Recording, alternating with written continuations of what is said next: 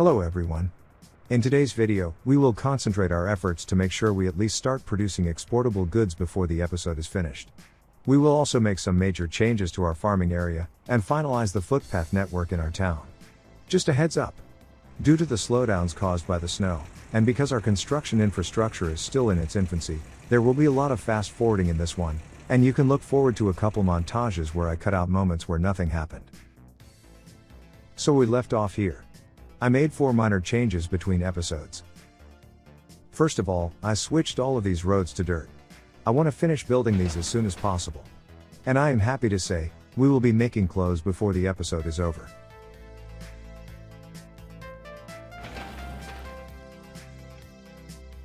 This is a minor change. I just moved one of the tennis courts a little, so it's more symmetrical.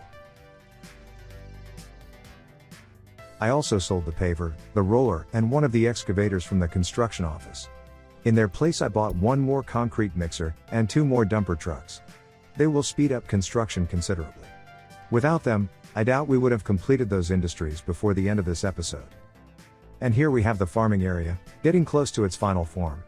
Right around the time I was editing this footage, 3 Division had released the latest patch, making the old agro farm obsolete, and replacing it with 3 different sized parking lots for farming vehicles.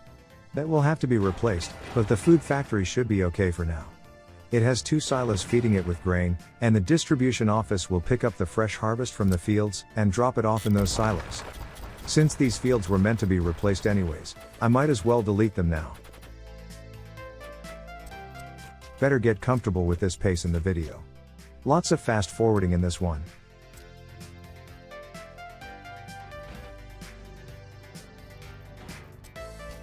Finally remembered to get rid of the service connection. Long overdue. So, while the clothing industry is getting built, let's see if we can lay down some farms that is more than just a row of uniform fields. I will basically portion out plots of land, and fill them with fields.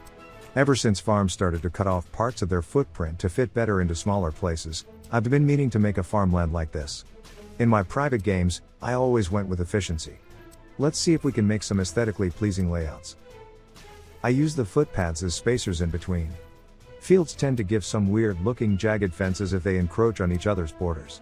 By using spacers, I can just fill the gaps with some trees later. Wherever I have a little hole that is simply too tiny to fit even the smallest field, I'll just fill it with trees.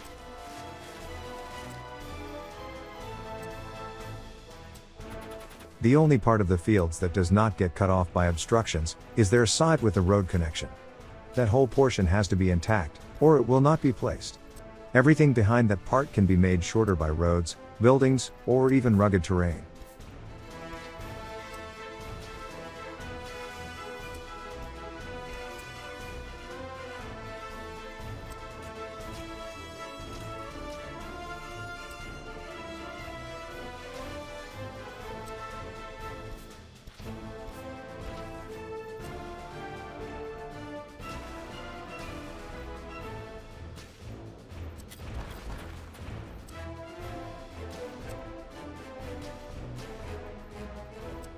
They give a bit better looking fences if they have to interact with roads.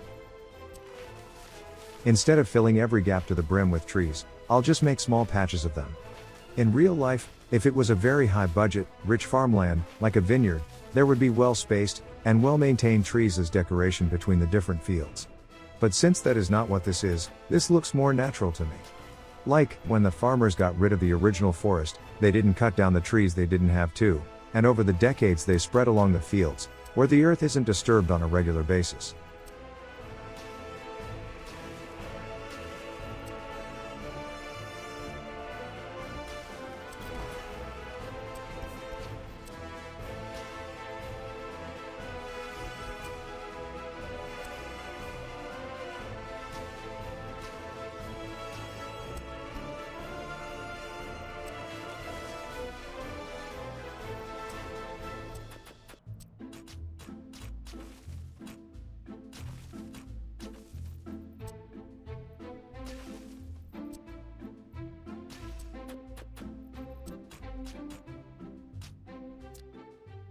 I make a quick check on how things are progressing. We are getting there, but the snow is really slowing us down. Once income is stable, I will definitely have to invest in some road maintenance depots. Now, let's continue our farmland on the other side of the main road.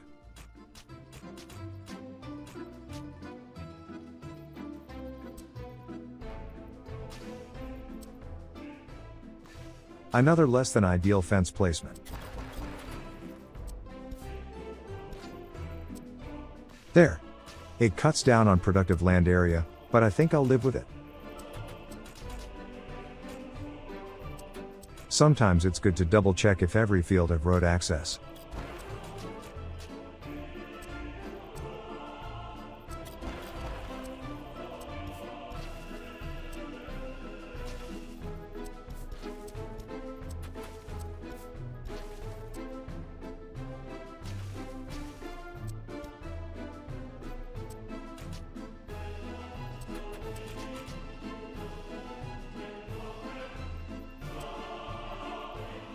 There seemed to be places where using the footpath spacing wasn't permanent. I will have to either find another solution, or just keep placing fields until they behave.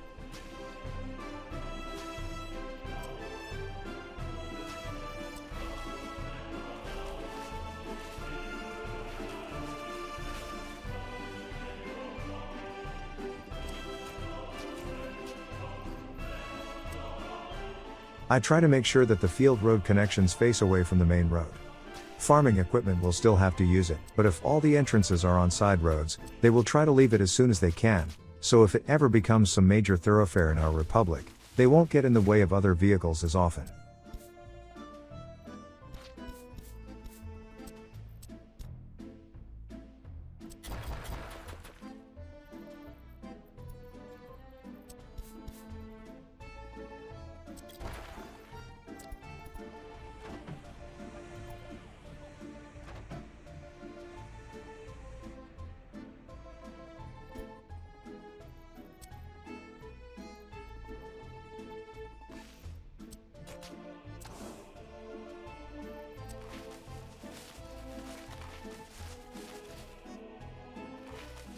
I like the look of how it turned out.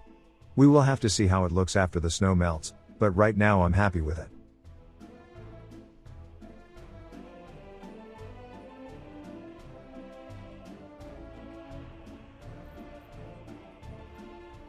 We should get some real progress going on these two, once spring comes along. Right now, snow is our biggest obstacle.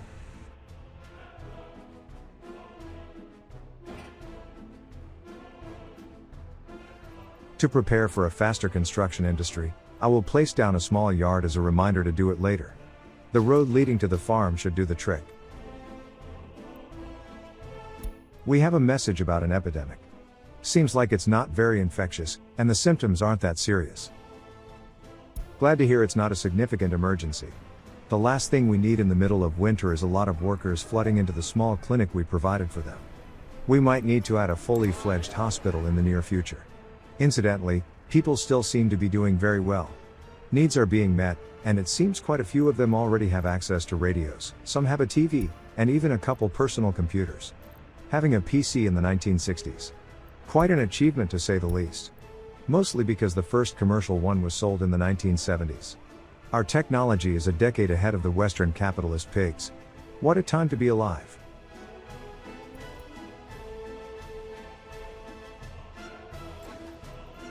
The loyalty seemed to have stabilized around 30%, which is what we would expect from only having monuments to instill patriotic values in our citizens.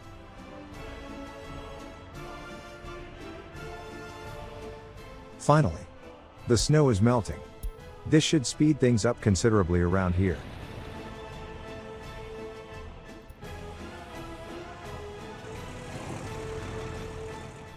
I wasn't sure if I would manage to start up the factories before the end of this episode, but at this point, I became cautiously optimistic.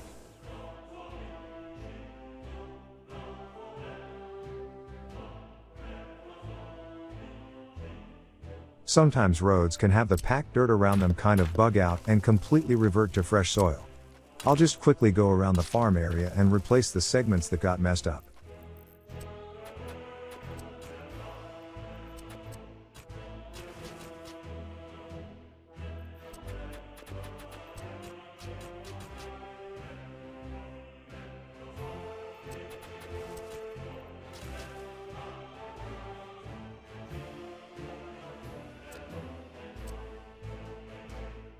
The farmland looks good without the snow. Can't wait to see it all plowed and sown.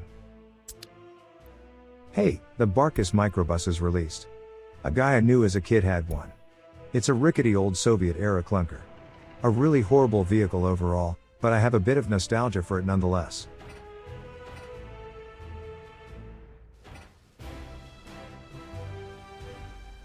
Now that all the roads in town are upgraded, let's see what is the minimum amount of footpaths we absolutely have to place for citizens to get around. Is it necessary? No. Do I like to do it? Yes.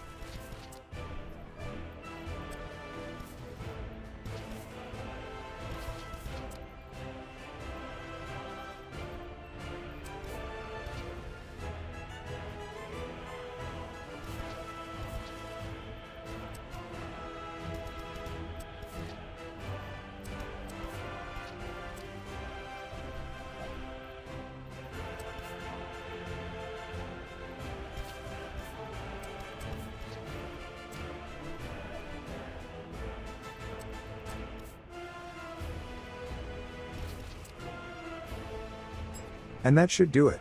Way less space taken up by gray, and more room left for some green.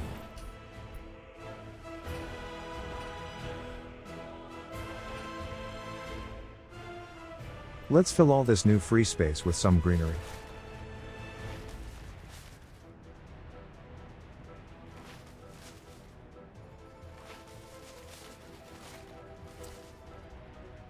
I feel the indoor pool is a bit choked by too many trees.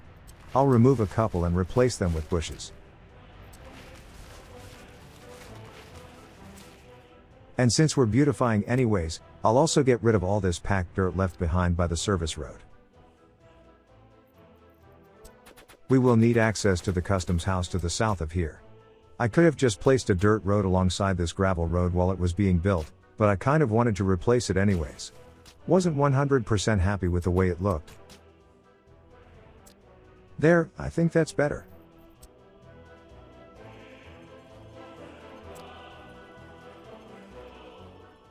To prepare for the replacement of the two medium voltage lines leading to town, I'll just quickly designate the first high voltage one.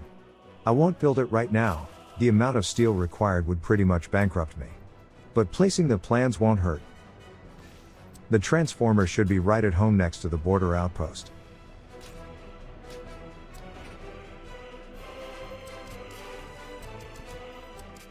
Now, I am aware tall trees around high voltage wires are a hugely problematic idea. But this isn't real life, so I'll just go with looks for now.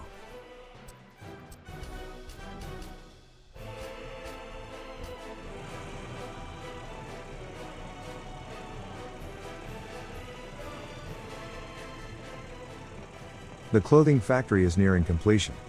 We will still need to wait for its neighbor to be finished too, and we will have to hook it all up to the power network. But we are getting closer.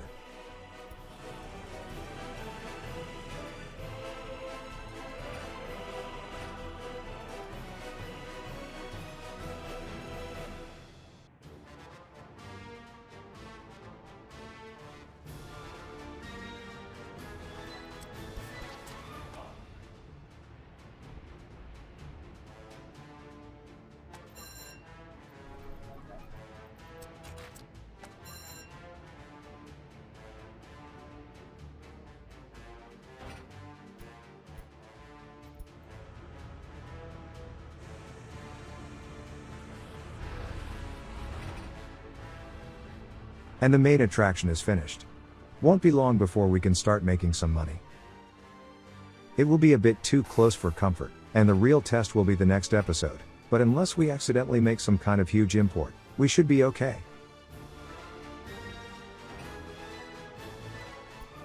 If you'll excuse me, I am going to cut out a pretty sizable chunk at this point.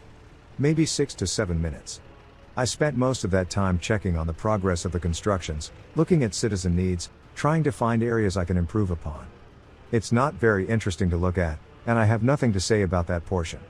So, instead of being bored to death, enjoy this little montage of vehicles moving about, and we'll be right back. And here we have the final phase of the fabric factory construction. We only need to supply power and we are good to go. Again, no need to watch all that. We can just continue with the montage.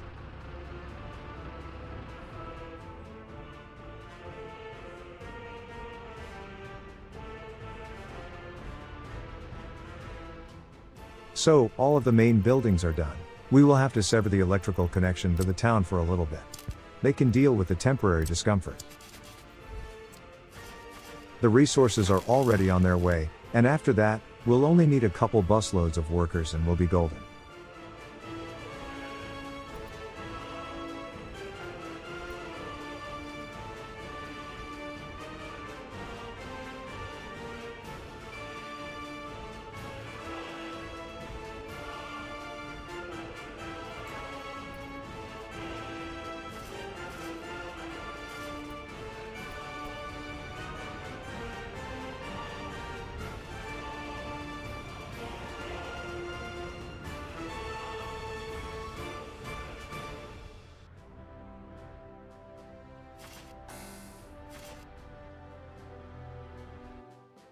One side done. At this point the clothes manufactory has power and is ready to accept the materials and workers required for production. So let's take care of that, right now. We will need buses to ferry workers from the town, and at least 2 covered hull trucks. One for import, the other for distribution and export. Of course we will need to set the bus line to use line spacing. We might need to add 1 or maybe 2 more to the line, but for now, these will be enough. For imports, we will only use a single truck to start out with. We will definitely add more, but as a proof of concept, 1 will do.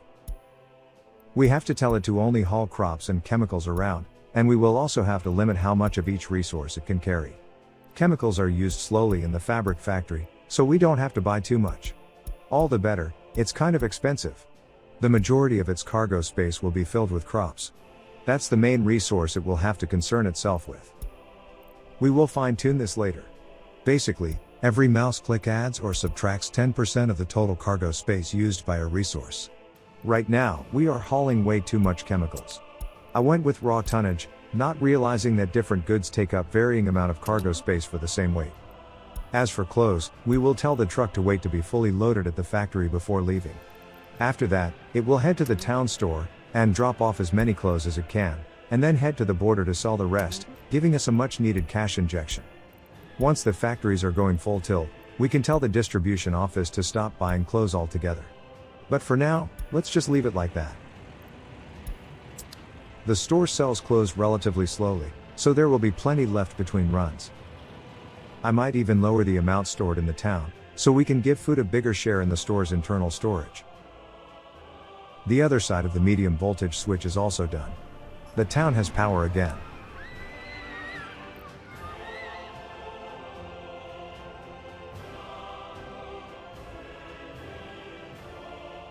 It seems people have a hard time finding a free space at the swimming pool. Since we have nothing better to build right now, let's unpause the 3 outdoor alternatives, so they can be built. They should go up quickly at this point.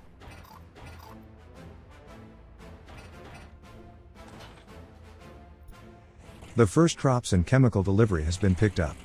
Once delivered, we'll finally start making something we can sell. I was a bit suspicious of the low amount of crops the truck picked up. That will eventually prompt me to double check the cargo space allocation for it.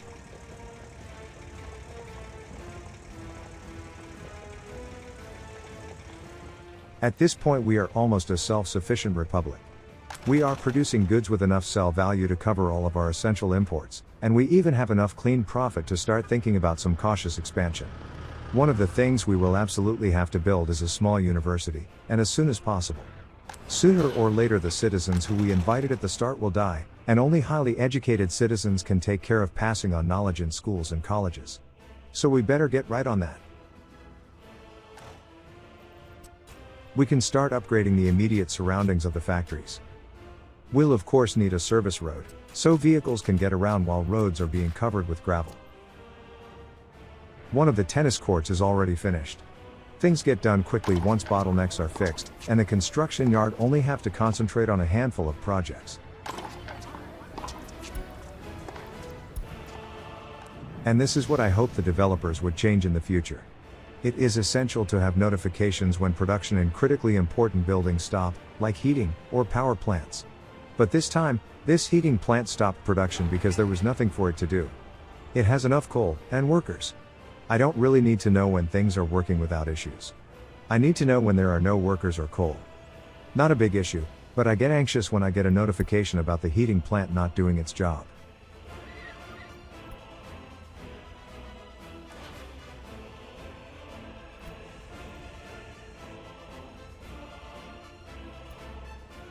This is where I took a closer look at the advanced setup for vehicle cargo space distribution. Finally took the time to read the tooltip for the plus and minus buttons, and realized that I need to treat different goods not based on their weight, but their density.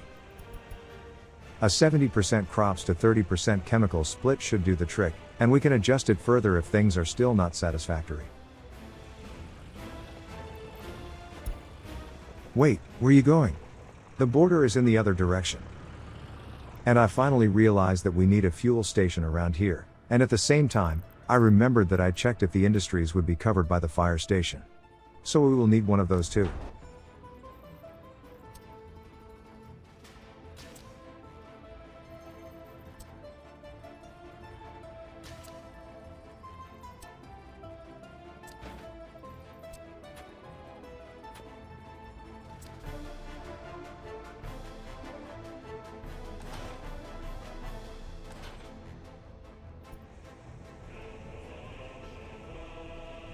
Let's see if our fine-tuned cargo ratio for the import truck made any difference. There! The truck picked up a more respectable amount of crops this time.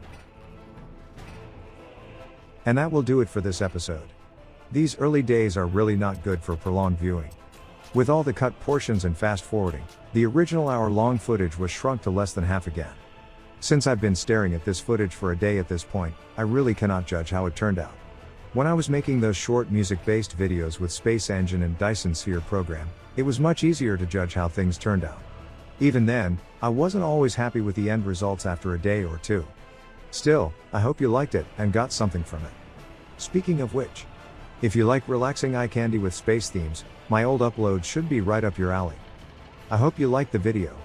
If you did, dropping a like and subscribing to the channel just might motivate me to make more. Until then, see you later.